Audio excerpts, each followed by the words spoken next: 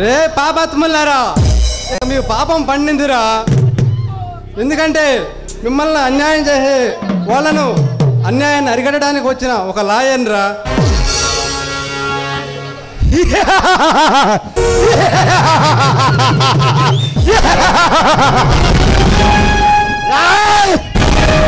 యారా lawyer, నువ్వు పారిపోతుంటే పట్టుకోలేమనుకుంటున్నావా? నిన్ను ఎమ్మడించింది ఎవరు అనుకుంటున్నావు? వానపాము కాదురా, రక్తం తాగే రక్త పిశాచి లాంటి వాడిని.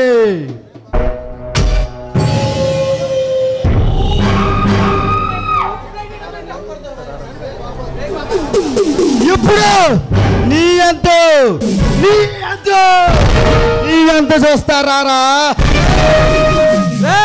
ఇప్పుడు నన్ను చంపచ్చు కానీ ఈ ప్రజల చేత నీ చావు తప్పలేదురా.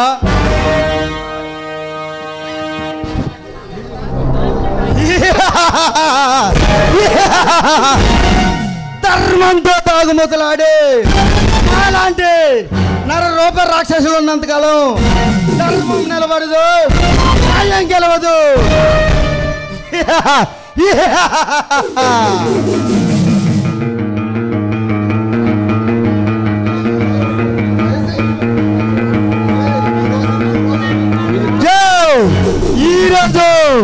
ఈరోజు ఈ క్షణంలో నువ్వు నా చేతుల్లో అంతం కాబోతున్నావురా.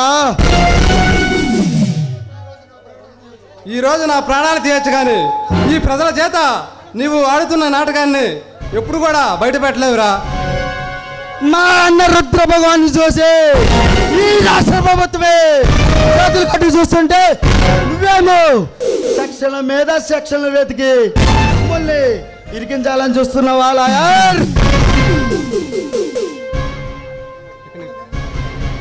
ఇప్పుడు నిన్ను చంపి భూముల మీద కేసు పెట్టిన ఆపిరిక పరిస్థితుల గుండెల్లో గచ్చ గచ్చ గచ్చ గచ్చ వన్నుకు పుట్టిస్తా.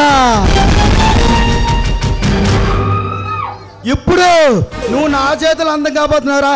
రా